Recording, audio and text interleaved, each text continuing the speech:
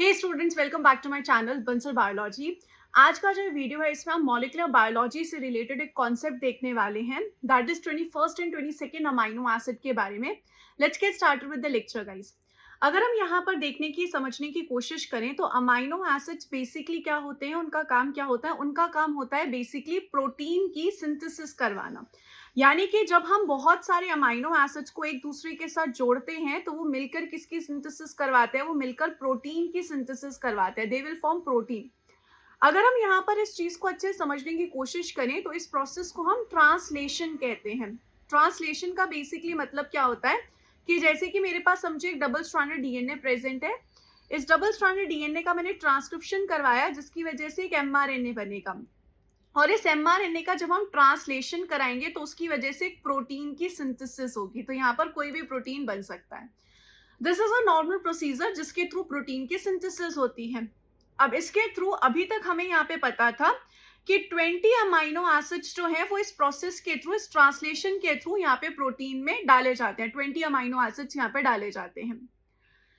ऐसा नहीं है कि सिर्फ 20 अमाइनो एसिड्स प्रोटीन में प्रेजेंट होते हैं, बहुत सारे और अमाइनो एसिड्स भी प्रेजेंट होते हैं। लेकिन वो सारे अमाइनो एसिड्स कैसे आते हैं कि फॉर एग्जांपल ये प्रोटीन बन गया अपने पास।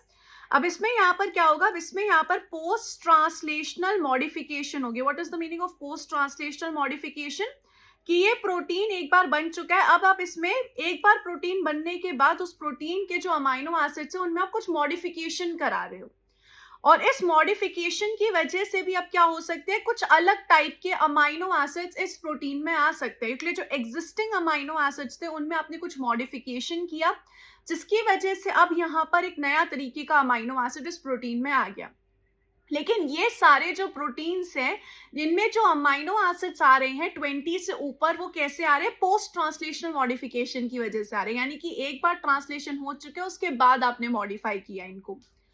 अब यहाँ पर साइंटिस्ट ने यहाँ पे पता लगाया कि 21वां और 22वां दो और अमाइनो एसिड्स हैं जो इस ट्रांसलेशन प्रोसेस के थ्रू ही प्रोटीन में डाले जाते हैं। बहुत स्पेशल स्टोरी है उनके बारे में, आइए हम समझने की कोशिश करते हैं। जो 21st अमाइनो एसिड है उस अमाइनो एसिड को सेलिनोसिस्टीन अमाइनो एसिड कहा जाता है। देख सकते हो यहाँ पर इसका टाइटल भी है, not a post translational modification. ये पोस्ट ट्रांसलेशनल मॉडिफिकेशन की वजह से नहीं बनता है, ये ट्रांसलेशन के टाइम पे ही इनकॉर्पोरेट किया जाता है प्रोटीन के अंदर। अब सवाल ये आता है कि सब किस तरीके से किया जाता है। Let's try to understand that. देखो, सेलिनोसिस्टीन एक बहुत इंपॉर्टेंट अमाइनो एसिड है जो कि बहुत सारे एंजाइम्स, बहुत सारे प्रोटीन्स के पास रहता है। ये जो सेलिनोसिस्टीन अमाइनो एसिड है, आप यहाँ पर इसका स्ट्रक्चर भी देख सकते हो, सल्फर से काफी सिमिलर है। सल्फर के पास अगर आप यहाँ पर देखोगे, I am so sorry, cysteine से काफी सिमिलर है। सिस्टीन के पास सल्फर एटम प्रेजेंट होता है और सेलिनोसिस्टीन के पास सेलेनियम एलिमेंट प्रेजेंट होता है। सिर्फ इतना सा डिफरेंस है इन दोनों के बीच में, बाकी ये दोनों जो है काफी सिमिलर है। अब यहाँ पर किस तरीके से सेलिनोसिस्टीन को ट्रांसलेशन के टाइम पे ऐड किया जाता है और क्यों इसकी एक स्पेशल स्टोरी, आइए हम समझने की कोशिश करते हैं। देखिए, जब भी हम यहाँ पर ट्रांसलेशन करते हैं तो ट्रांसलेशन में हमें दो तीन चीजें चाहिए होती है। सबसे पहली चीज जो हमें चाहिए वो होता है एक राइबोसोम। इसके अलावा हमें यहाँ पर चाहिए होता है एक एमआरएनए, और इसके अलावा हमें चाहिए होता है टीआरएनए। ये जो टीआरएनए है वो बेसिकली यहाँ पर अमाइनो एसिड्स को लेकर आता है। अब ये जो टीआरएनए है इस पे अमाइनो एसिड को देने का काम, यानी कि टीआरएनए पे जो अमाइनो एसिड आता है वो कौन देता है यहाँ पर इस अमाइनो एसिड को? इस अमाइनो एसिड पे देने का काम यहाँ पर होता है एक एंजाइम का जिसका नाम होता है यहाँ पर टीआरएनए सिंथेटेज। ये जो टीआरएनए सिंथेटेज है, एक टीआरएनए को, एक स्पेसिफिक टीआरएनए को एक स्पेसिफिक अमाइनो एसिड से बाउंड करवाता है। अब यहाँ पर कहानी किस तरीके से चलती है, आइए हम इस चीज को समझने की कोशिश करते हैं। एक्चुअली यहाँ पर किया क्या जाता है, यहाँ पर ये जो टीआरएनए है, किसका टीआरएनए? ये सेलिनोसिस्टीन का टीआरएनए है। इस सेलिनोसिस्टीन के टीआरएनए के ऊपर सबसे पहले यहाँ पर सेरीन अमाइनो एसिड लाया जाएगा। कौन सा अमाइनो एसिड लाया जाएगा? सेरीन अमाइनो एसिड लाया जाएगा। फिर ये जो सेरीन अमाइनो एसिड है इसको मॉडिफाई किया जाएगा एंजाइम के द्वारा, और फिर इस टीआरएनए के ऊपर कौन सा अमाइनो एसिड बनेगा? सेलिनोसिस्टीन अमाइनो एसिड बनेगा। ये जो टीआरएनए है वो सेलिनोसिस्टीन का ही टीआरएनए था, पर पहले आप इस पे सेरीन लेकर आए। इसका रीजन क्या है, हम पहले क्यों सेरीन लेकर आए, क्योंकि लिए जो यहाँ पर एंजाइम चाहिए होता है टीआरएनए सिंथेटेज, वो हर एक एंजाइम का हर एक अमीनो एसिड का स्पेसिफिक होता है, और सेलिनोसिस्टीन का कोई टीआरएनए सिंथेटेज प्रेजेंट है नहीं, इसलिए यहाँ पर पहले सेरीन को लाया जाता है, फिर उसको मॉडिफाई कराया जाता है सेलिनोसिस्टीन में। ये जो टीआरएनए है, अब इसके पास सेलिनोसिस्टीन आ चुका है।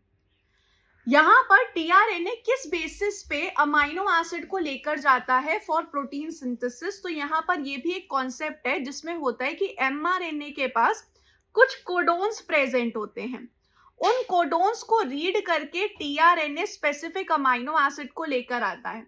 लेकिन यहाँ पर स्पेशलिटी क्या है कि यहाँ पर ये जो कोडोन है वो एक कोडोन होता है यूजीए, जिसको नॉर्मली एक स्टॉप कोडोन माना जाता है। स्टॉप कोडोन यानी कि एक ऐसा कोडोन जो यहाँ पर बेसिकली ट्रांसलेशन को स्टॉप कराएगा। ये नॉर्मली एक स्टॉप कोडोन है जो ट्रांसलेशन को रोकता है, लेकिन अब यहाँ पे पता चला कि ये एक ऐसा कोडोन है जो कि यहाँ पर सिंथेसिस करवा सकता है प्रोटीन की, और एक अमाइनो एसिड को बुला सकता है जिसका नाम है सेलिनोसिस्टीन अमाइनो एसिड को बुला सकता है। तो यहाँ पर सेलिनोसिस्टीन का जो टीआरएनए है वो कब आएगा, जब वो कोडोन को रीड करेगा, यूजीए कोडोन को जब वो रीड करेगा। सो ये एक नई चीज है कि एक स्टॉप कोडोन की वजह से एक अमाइनो एसिड जो है वो आ रहा है राइबोसोम के साथ और प्रोटीन में इनकॉर्पोरेट हो रहा है ड्यूरिंग द ट्रांसलेशन इटसेल्फ।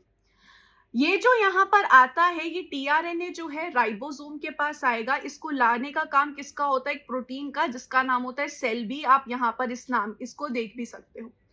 तो सेलिनोसिस्टीन के बारे में यहाँ पर कुछ इंपॉर्टेंट पॉइंट्स क्या है, सबसे पहले उसका स्ट्रक्चर जो है सिस्टीन से बहुत ज्यादा मिलता है।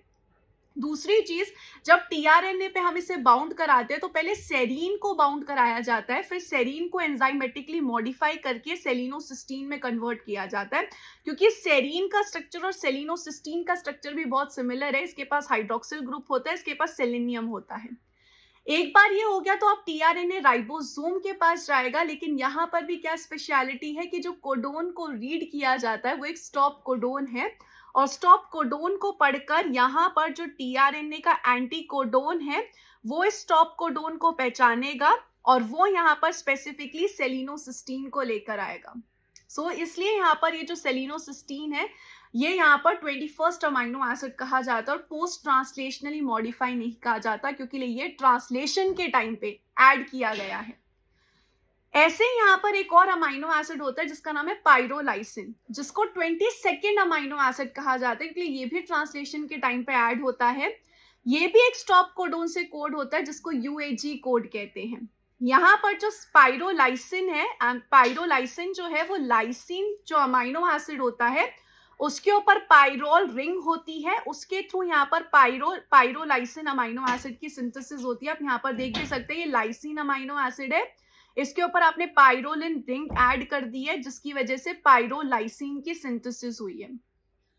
यहाँ पर अगर हम देखें तो यहाँ पर इसका भी पाइरोलाइसिन का भी खुद का टीआरएनए मौजूद होता है, और यहाँ पर इसका खुद का सिंथेटेज भी है। जैसे कि आप देख सकते हो अमाइनो असाइल टीआरएनए सिंथेटेज है जो कि पाइरोलाइसिन अमाइनो एसिड का है, जैसे कि सेलिनोसिस्टीन का नहीं था, यहाँ पर इसका मौजूद होता है। तो बेसिकली यहाँ पर ये क्या है, ये एक पाइरोलाइसिन 22nd अमाइनो एसिड है जिसके पास पाइरोलिन रिंग प्रेजेंट है लाइसिन अमाइनो एसिड के ऊपर।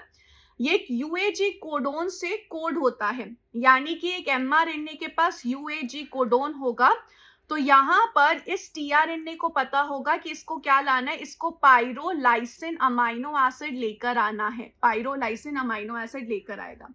ये चीज जो होती है नॉर्मली बैक्टीरिया और आर्किया जैसे ऑर्गेनिजम्स में ये चीज जो है वो देखी जाती है।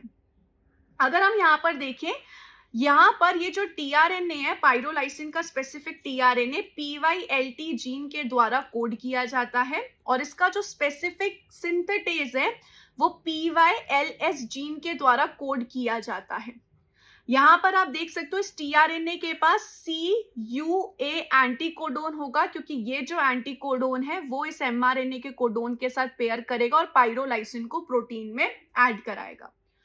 सो ये जो है ये भी कब ऐड हो रहा है, ड्यूरिंग ट्रांसलेशन और पोस्ट ट्रांसलेशन के टाइम पे ये ऐड नहीं हो रहा, सो ये भी एक स्पेशल केस बन जाता है। अगर आप इस चीज को यहाँ पर प्रीवियस ईयर क्वेश्चंस पे अप्लाई करना चाहते हो तो आप यहाँ पर देख सकते हो 2023 में एक क्वेश्चन पूछा गया है CSIR के द्वारा। आप देख सकते हो को ट्रांसलेशनल अमाइनो एसिड मॉडिफिकेशन है rather than post translational modification. तो यहाँ पर कौन सा होगा, सेलेनियम होगा एडेड टू सिस्टीन, क्योंकि अभी हमने यहाँ पर ये पढ़ा था कि सेलेनियम जो है वो को ट्रांसलेशनल मॉडिफिकेशन में आता है, पोस्ट ट्रांसलेशनल मॉडिफिकेशन में नहीं आता है। तो यहाँ पर जो बी ऑप्शन है उसको हम एकदम करेक्ट बोल सकते हैं। ऐसे ही एक और क्वेश्चन है यहाँ पर जो कि 2018 का है, पूछ रहा है presence of selenocysteine in protein in E coli is a consequence of, किस चीज का कॉन्सिक्वेंस होगा वो। पोस्ट ट्रांसलेशनल मॉडिफिकेशन तो हो ही नहीं सकता है डेफिनेटली। फिर कह रहा है aminoacylation of special tRNA by serine tRNA synthetase with serine followed by further modification of attached serine to selenocysteine followed by transport to ribosome by SelB. यही चीज हमने देखी थी। सबसे पहले सेरीन लाए, फिर सेलिनोसिस्टीन में कन्वर्ट किया, फिर यहाँ पर जो है राइबोसोम के पास सेल बी इसको लेकर चला गया। सो कौन सा ऑप्शन सही होगा, C option is absolutely correct, without any doubt C option आपका सही हो गया है। सो आई होप गाइस कि ये जो वीडियो था ये आप लोगों के लिए काफी हेल्पफुल रहा होगा। इसके अलावा अगर आपको मेरे साथ बंसल बायोलॉजी पे पढ़ना है तो आप हमारी एप्लीकेशन डाउनलोड कर सकते हैं बंसल बायोलॉजी, या फिर आप www.bansalbiology.com पे विजिट कर सकते हैं। Wish you all the very best guys, thank you so much.